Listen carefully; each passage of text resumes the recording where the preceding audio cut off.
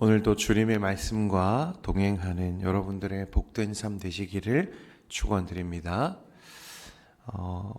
압살롬은 앞에 본문에 보면 2년을 기다려서 자신의 마음에 품고 있던 복수를 실현했습니다. 다말을 욕보인 암논을 불러내서 죽였고, 이 일로 그는 타국에 망명해서 가문과 왕국을 떠나서 3년간 방황하는 중이었습니다. 그런 중에 다윗은 어제 우리가 보았지만 아들 압살롬을 향하여 그의 마음이 간절했다, 이렇게 말씀합니다. 압살롬이 지은 죄는 끔찍하고 용서할 수 없는 죄지만 아들을 향한 아버지의 마음은 그렇지 않은 거죠. 그러나 다윗은 왕이기 때문에 한 나라의 최고의 지도자이면서 당시로 치면 최고의 재판관이기도 했기 때문에 이런 끔찍한 범죄를 저지른 아들을 쉽게 용서해 주거나 불러들일 수는 없는 상황이었습니다. 율법적으로 그렇게 할 수가 없었는데 압살롬의 죄는 우발적인 살인이 아니었습니다. 실수가 아니라는 거예요. 2년을 계획해 기다린 치밀한 복수였습니다. 민수기 35장과 신명기 19장 같은 본문에는 사람을 죽인 경우에 대해서 구분합니다. 우발적으로 죽인 경우가 있고 고의적으로 죽인 경우가 있죠. 우발적인 실수로 남을 살인한 경우에는 도피성 제도가 있어서 율법적인 보호를 받아 그 생명을 보호받을 수 있었습니다. 그러나 반대로 고의적인 살인자는 보호받지 못했어요. 살인을 하면 어떻게 해야 됩니까? 반드시 그도 그 생명으로 그것을 대신해야 됩니다. 민수기 35장에 보면 미워하거나 밀치거나 고의로 해한 경우는 반드시 그를 죽이라고 되어 있는 거죠. 그리고 31절에 보면 민수기 35장 31절에 보면 살인자를 위해 속전을 받지 말라, 곧 돈이나 편의로 그것을 처리하지 말라고 말씀하고 있습니다. 그러므로 압살롬의 경우는 율법상으로 볼 때 마음이 아프지만 그래도 데려와야겠다라고 할 수 있는 상황이 아니었다는 거예요. 그를 데려오면 어떻게 해야 됩니까? 율법대로 처벌해야 되고 그를 죽여야 되는 상황인 거예요. 고대 근동의 다른 왕들과 달리 이스라엘 왕은 절대 군주가 아니었습니다. 이스라엘의 진짜 왕은 누구시죠? 하나님이시죠. 인간인 왕은, 다윗은 하나님의 율법 아래에 있는 대리 통치자일 뿐입니다. 그도 이 율법 위에 있지는 않은 거죠. 그래서 그는 압살롬을 향해서 그리워하지만, 그를 사랑하지만, 여전히 간절하지만 그를 데려오거나 용서해 줄 수는 없는 거죠. 그도 율법 아래에 있기 때문에 그렇습니다. 그런데 오늘 1절에 보면 이 다윗의 갈등 그리고 갈증을 누가 알았냐면 요압이 알아차립니다. 오늘 1절 말씀에 보니까 수르야의 아들 요압이 왕의 마음이 압살롬에게로 향하는 줄 알고 그랬습니다. 요압은 다윗과 오랜 시간 함께 해왔기 때문에 그 마음에 있는 근심을 빠르게 알아차렸던 것 같아요. 그가 압살롬을 원하고 그리워하는 것을 파악했습니다. 그래서 그 마음의 근심을 덜어주고 이 문제를 해결하기 위해서 요압이 나서기 시작해요. 그런데 여러분, 이 요압이라고 하는 사람은 분명 다윗에게는 충성스러운 사람입니다. 그러나 하나님께 충성스러운 사람은 아니었어요. 정치적인 인물입니다. 그래서 기억하시겠지만 그는 자신의 개인적인 복수, 동생을 죽인 누구에게? 아브넬에게 복수하기 위해서 도피성이라고 하는, 앞에서 제가 설명드렸던 이 부지 중에 살인한 자들을 위해 하나님이 마련하셨던 거룩한 제도를 이용해서 누구를 죽입니까? 아브넬을 죽인 사람이기도 했습니다. 자신의 목적과 뜻을 이루기 위해서라면 어떤 것도 개의치 않고 누구라도 이용할 수 있는 그런 사람인 거죠. 그는 충성된 장수처럼 보이지만 실상은 자신의 방식으로 늘 문제를 해결하고 필요하면 왕의 뜻조차도 이용할 수 있는 그런 사람이었습니다. 다윗의 나라에 유능한 사람은 많았지만 하나님의 뜻 앞에서 정직했던 사람은 많이 없었던 것 같아요. 요압은 능력은 있지만 그래서 경건이 없는 대표적인 인물로 등장합니다. 그래서 그는 다윗을 위해 일하는 것 같아 보이지만 철저히 인간적인 계산과 방식으로 지금 일하고 있는 거죠.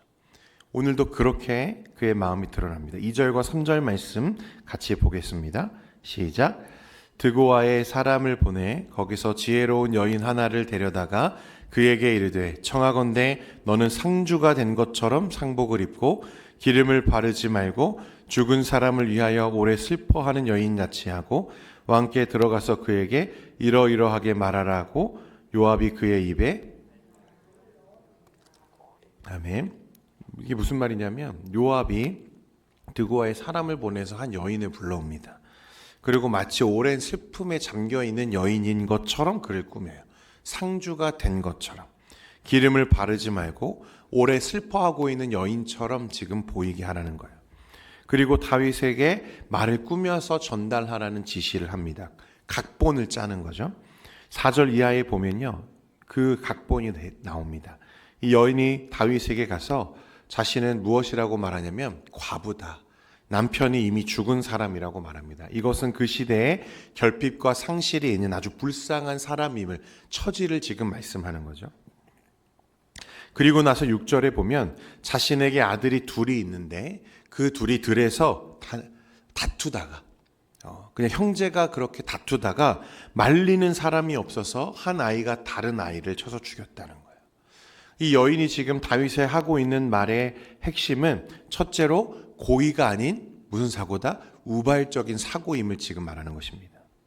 두 번째로 말리는 사람이 없어서 그렇게 된 것이다. 이렇게 지금 설명하고 있는 거죠. 이제 결정적으로 7절에 보면 이제 그런 형제가 싸우다가 고의든 고의가 아니든 한 형제가 한 형제를 죽였습니다.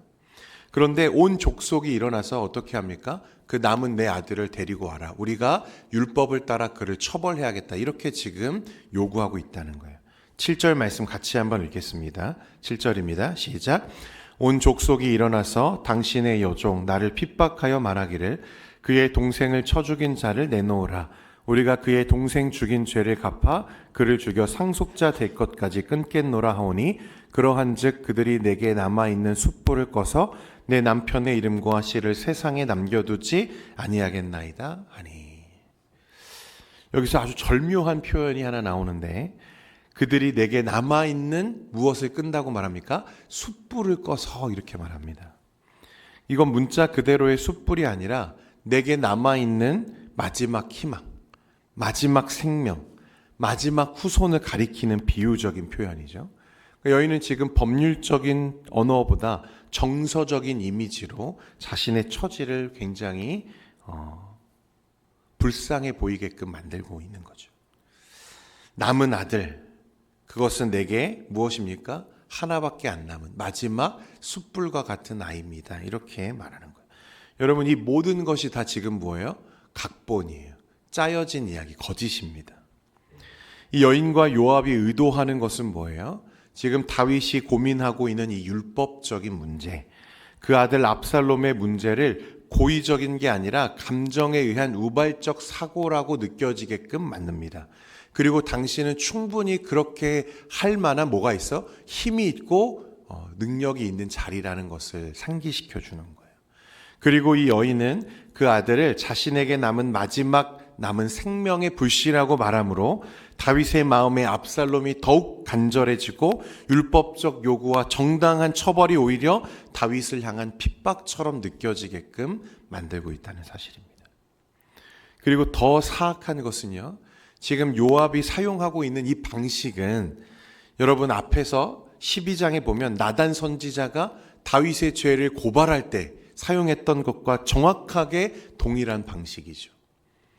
부자의 비유를 통해서 가난한 자의 한 마리밖에 없는 양을 갈취했던 이 부자의 비유를 통해서 다윗의 죄를 꼬집었던 나단 선지자와 동일한 방식으로, 그러나 완전히 반대되는 결과로 그것을 지금 이용하고 있다는 사실입니다.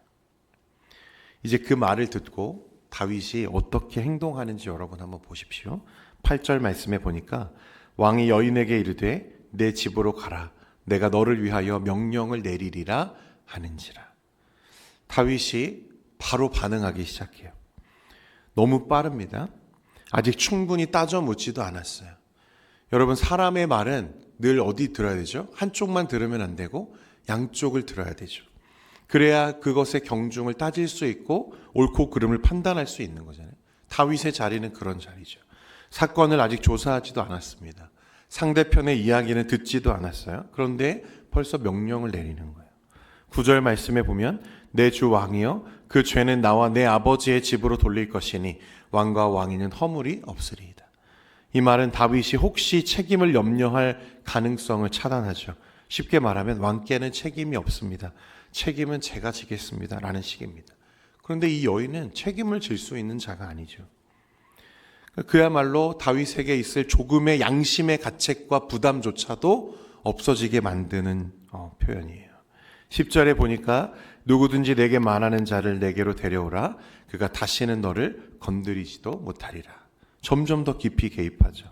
처음에는 명령을 내리겠다였는데 이제는 직접 자신이 보호자가 되겠다는 거예요. 그리고 나서 11절에 이르러서 절정에 이르릅니다. 우리 같이 한번 11절 읽겠습니다. 시작. 여인이 이르되 청하건대 왕은 왕의 하나님 여호와를 기억하사 원수 갚는 자가 더 죽이지 못하게 하옵소서. 내 아들을 죽일까 두렵나이다 하니 왕이 이르되 여호와께서 살아계심을 두고 맹세하노니 내 아들의 머리카락 하나도 땅에 떨어지지 아니하리라. 아멘. 다윗은 이제 끝내 하나님의 이름으로 이 여인에게 맹세합니다. 내 아들의 머리카락 하나도 땅에 떨어지지 아니하리라. 다윗은 이미 중심을 잃었어요.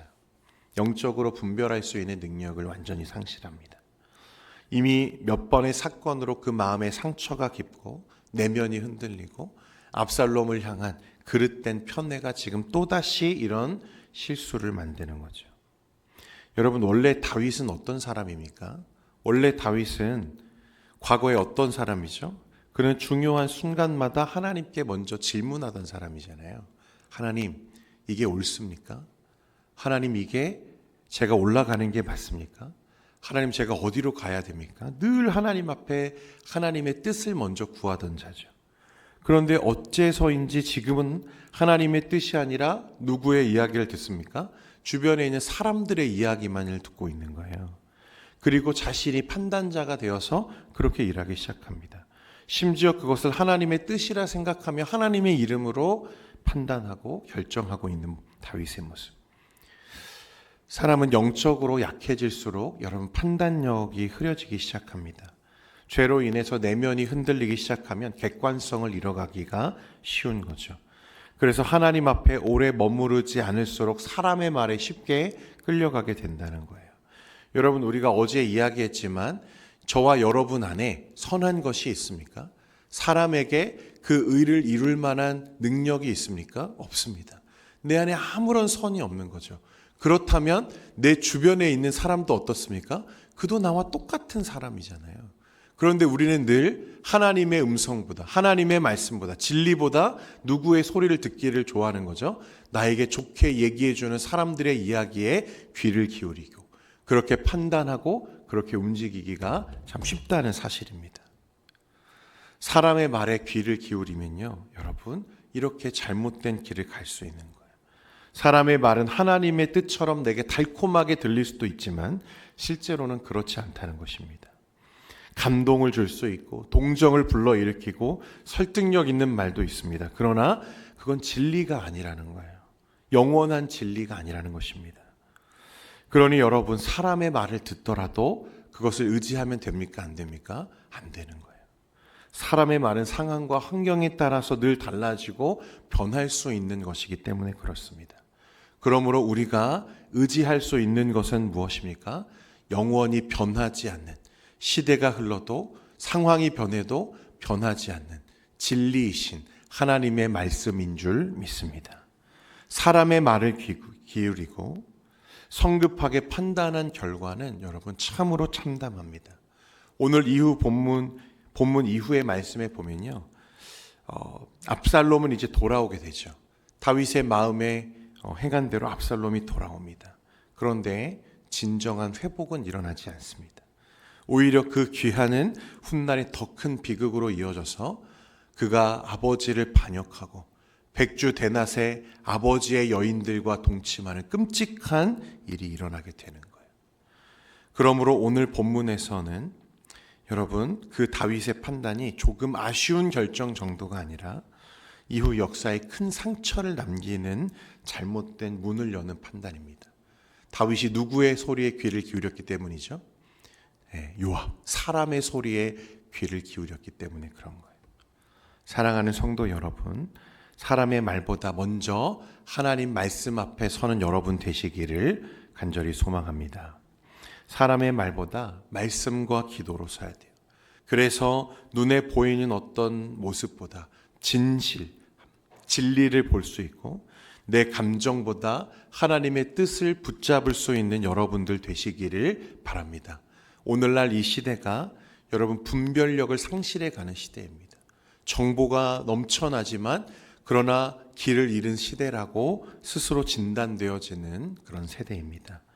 여러분, 그럼에도 이런 시대일지라도 하나님의 말씀은 변하지 않는 진리임을 믿으시고 말씀의 빛 가운데서는 저와 여러분 되시기를 주님의 이름으로 축원드립니다.